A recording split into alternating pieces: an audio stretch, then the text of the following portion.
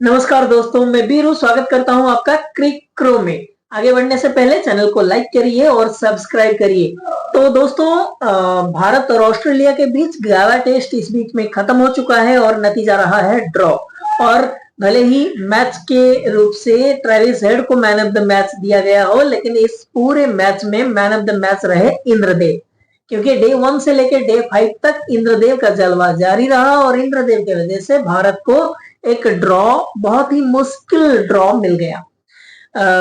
तो चलिए बात करते हैं ये पूरे टेस्ट का मैच का समरी क्या हुआ। तो पहले दिन इंडिया टॉस जीतती है और ऑस्ट्रेलिया को बैटिंग करने के लिए बुलाती है।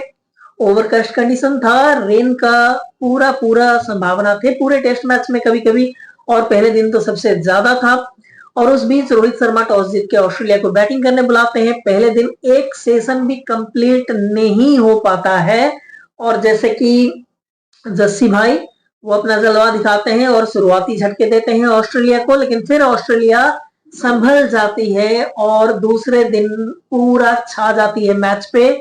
और जस्सी भाई के अलावा और कोई भी इंडियन बॉलर अपना जलवा नहीं बिखेर पाता। जस्सी भाई जलवा जलाल करते हैं, जब भी आते हैं गुच्छे में 2-3 विकेट निकालते हैं और पूरे मैच में 72 रन देके 6 विकेट अपने नाम करते हैं। और ऑस्ट्रेलिया की टीम 445 रन बना लेती है और फिर इंडिया की बारी आती है। सब ऑडियंस, इंडियन जो फैन थे वो ये सोच रहे थे इंडिया भी काफी बढ़िया बैटिंग करेगी, जलवा जलाल करेगी। हमारे इतने जो दिग्गज हैं, जायसवाल साहब, हमारे Shubman Gill, P Prince of cricket, फिर हमारे किंग ऑफ क्रिकेट कोहली, जो अब तो वो किंग रहे नहीं, फिर आते हैं हमारे हिटमैन, फिर ऋषभ पंत, फिर बहुत इतना तगड़ा बैटिंग लाइनअप धो के रख देंगे, क्योंकि वहां पे ट्रेविस हेड और स्टीव स्मिथ। ट्रेविस हेड बता दूं आपको, जो 11 के पिच में पिछले 3 इनिंग्स में 0-0-0 आउट हुए थे, वो इस बार 150 ठोक देते हैं। और स्टीव स्मिथ जो काफी टाइम से आउट ऑफ फॉर्म चल रहे थे, वो भी वापस फॉर्म में आने का सूचना दे देते हैं, शतक ठोक देते हैं। तो सबकी ये आशा थी कि भारतीय बल्लेबाज भी कमाल करेंगे और हमारे हिटमैन और किंग वापस अपने जलवे भी, लेकिन फिर भी नहीं हो पाता है। भारतीय बल्लेबाज एक के बाद एक घुटने टेकते नजर आते हैं मिचेल स्टार्क, पैट कमिंस के सामने और जोस हेजलवुड के सामने। और पूरी भारत की टीम जब मतलब लड़खड़ाती नजर आती है, तब सेवियर बन के उभरते हैं, जिससे कोई आशा भी नहीं थी हमारे फैंस को, केएल राहुल और रविंद्र जडेजा।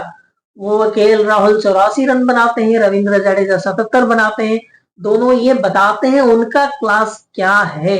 केएल राहुल विदेशों में भारत का सबसे सक्सेसफुल बल्लेबाज है और रविंद्र जडेजा भी ये बताते हैं कि वो क्यों दुनिया का नंबर 1 ऑलराउंडर रहे हैं लंबे समय तक। तो ये दोनों जब पवेलियन लौट जाते हैं, आउट हो जाते हैं, फिर भी भारत को 33 रन की जरूरत होती है फॉलो ऑन बचाने के लिए। और तब भारत को बचाने कमर कसते हैं आकाशदीप, जो 11 नंबर के बल्लेबाज है। जो बड़े बड़े 30 मार खान नहीं कर पाए, वो आकाशदीप करके दिखाते हैं और ऑस्ट्रेलियाई बॉलिंग को धो के रख देते हैं। मिचेल स्टार्क को छक्का मारता है बंदा और विराट कोहली देखता रह जाता है बॉल कहां पे गया। तो दोस्तों मजा आ गया वो सेशन, जो जसप्रीत बुमराह और आकाशदीप बैटिंग कर रहे थे और हम लोग मैच देख रहे थे, ये सोच रहे थे ये गया कभी भी विकेट जाएगा और हम फॉलो ऑन खा के फिर से बैटिंग करेंगे। और मुझे यकीन हो चुका था, क्योंकि तब तक 250 रन नहीं बने थे इंडिया के, और अगर और 250 रन की जरूरत होती है भारत को मैच बचाने के लिए, तो हम कोई भी भारत का फैन ये यकीन के साथ नहीं बैठा था कि हमारे बल्लेबाज वो बना सकते हैं तीसरे इनिंग्स में। और उस बीच आता है करिश्मा आकाशदीप का और बुमराह का, और भारत फॉलो ऑन बचा लेता है। और जब फॉलो ऑन, जिस चौके के साथ भारत फॉलो ऑन बचाता है, उसमें जो सेलिब्रेशन करते हैं विराट कोहली, रोहित शर्मा और गौतम गंभीर समस्या हो गई है अभी भारत की टीम को टेस्ट में। और लगातार पिछले 2 महीने से जो गंभीर फॉर्म देके गुजर रहा है भारत की टीम, उसमें गौतम गंभीर को भी सोचना चाहिए कि राहुल द्रविड़ ने टीम को जिस ऊंचाई में पहुंचाया था, आप कहां पे ले आए इस टीम को। तो फॉलो ऑन बचाने पे वो सेलिब्रेशन होता है जैसे इंडिया WTC पहुंच गया या WTC जीत गया। और उसके बाद 5वें दिन आता है, 5वें दिन ऑस्ट्रेलिया भारत का पारी समेट लेते हैं 260 में। 260 में भारत ऑल आउट हो जाता है और ऑस्ट्रेलिया आती है बैटिंग करने। जैसे सबको ये लग रहा था ऑस्ट्रेलिया T20 खेलेगा, ताबड़तोड़ बल्लेबाजी करेगा, लेकिन इसमें भी ऑस्ट्रेलिया के सामने मुश्किल बन के खड़े हो जाते हैं जसप्रीत बुमराह। और शुरू से ही ऑस्ट्रेलिया को फ्री हैंड में बैटिंग नहीं करने देते और झटके पे झटके देते रहते हैं। हालांकि सिराज को भी 2 विकेट मिले, आकाशदीप को भी 2 विकेट मिले, लेकिन सिराज और आकाशदीप 5 और 5.5 से ऊपर एवरेज से पीटे भी, जो कि ऑस्ट्रेलिया को चाहिए था। लेकिन उसी बीच जसप्रीत बुमराह 6 ओवर बॉलिंग करते हैं, 3 के एवरेज से 18 रन देते हैं और 3 विकेट झटकते हैं, जिसके वजह से ऑस्ट्रेलिया सिर्फ 18 ओवर खेलता है, 89 रन बना पाता है और उसके 7 बल्लेबाज आउट हो जाते हैं। और जब ऑस्ट्रेलिया देखता है कि और कोई इतनी तेज बल्लेबाजी करने वाला बैट्समैन नहीं है, क्योंकि पैट कमिंस जो बंदा T20 खेल रहा था 10 गेंदों में 22 रन बना के, जब जसप्रीत बुमराह उसको आउट करते हैं, उससे पहले वो 2 चौके 2 छक्के के साथ 10 गेंदों में 220 स्ट्राइक रेट के साथ 22 रन बना लेता है। और जसप्रीत बुमराह के आउट करते ही वो खत्म हो जाता है, ऑस्ट्रेलिया की बारी डिक्लेयर कर देते हैं, क्योंकि उनके पास और कोई बल्लेबाज बचा नहीं था जो उस तेजी से रन बना पाए। तो इंडिया को 275 रन का टारगेट मिलता है लगभग 53-54 ओवर में बनाने के लिए। हालांकि असंभव नहीं है, अगर आप वनडे करके उसको खेल लेते 50 ओवर में 275, आपने ऑस्ट्रेलिया में गावा के मैदान में ही पहले भी बनाया होगा। और आपके पास इतने बड़े बड़े खुर्रम खान, जायसवाल है और ऋषभ पंत है, आपके पास NK रेड्डी है जो इस सीरीज में हाल अच्छा खेला है, आपके पास विराट कोहली है, आपके पास हिटमैन है, रोहित शर्मा है। आप उसको एक स्ट्रेटेजी बना पाते, खेल पाते, शायद 53 ओवर में इंडिया 275 बना भी लेता। और अगर बना लेता तो वो इंडिया के लिए बहुत ही शानदार होता, not only for BGT only, border Gavaskar trophy only, but also जो आपका वर्ल्ड टेस्ट चैंपियनशिप है उसके फाइनल में पहुंचने के लिए आपके पास ये एक लौता रास्ता होता, डू और डाई का, कि भाई मारो, आओ मारो। और उसमें भी मैच भी बचाना था कि ऑल आउट नहीं होना है 275 से पहले। तो उसमें कैसे करती टीम इंडिया, जायसवाल को खुली छूट दे देते रोहित शर्मा कि भाई जा मार, और KL राहुल को बोलते आप देख के खेलो, आप विकेट संभाल के खेलो, क्योंकि आप विकेट संभाल सकते हो। जायसवाल आते, ठोकते, जैसे उनका स्टाइल है वो बैटिंग करते और KL राहुल एक छोर संभाले रहते। अगर जायसवाल का विकेट गिर जाता तो उस टाइम पर ऋषभ पंत को ऊपर भेजा जाता कि भाई जा और अपना नेचुरल क्रिकेट खेल 150 के स्ट्राइक रेट में।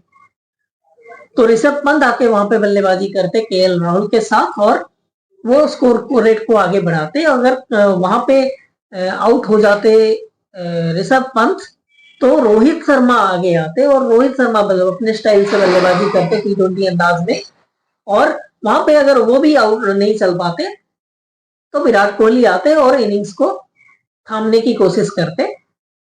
ये 3 विकेट आप शुरुआत में चांस लेते मैच जीतने के लिए, अगर ये तीनों ठोक देते तो आप 275 पहुंच जाते। अगर ये 3 नहीं ठोक पाते फिर विराट कोहली को बोला जाता, या आपका KL राहुल है, फिर रविंद्र जडेजा है, फिर NK रेड्डी है, इन सबको बोला जाता कि आप संभल के खेलो, दिन कंप्लीट करो, ड्रॉ की तरफ चलो। तो ऐसा एक मौका बन सकता था, लेकिन यहाँ पे मैन ऑफ द मैच बन गए इंद्रदेव, और उन्होंने बाकी खेल होने को भी नहीं दिया। और जो ऑस्ट्रेलिया की आशा थी कि 275 से पहले एक ऐसा टारगेट दे इंडिया को जो चेज करने पे वो जाए और चेज करते हुए स्पीड खेलने के चक्कर में अपनी विकेट गवा दे।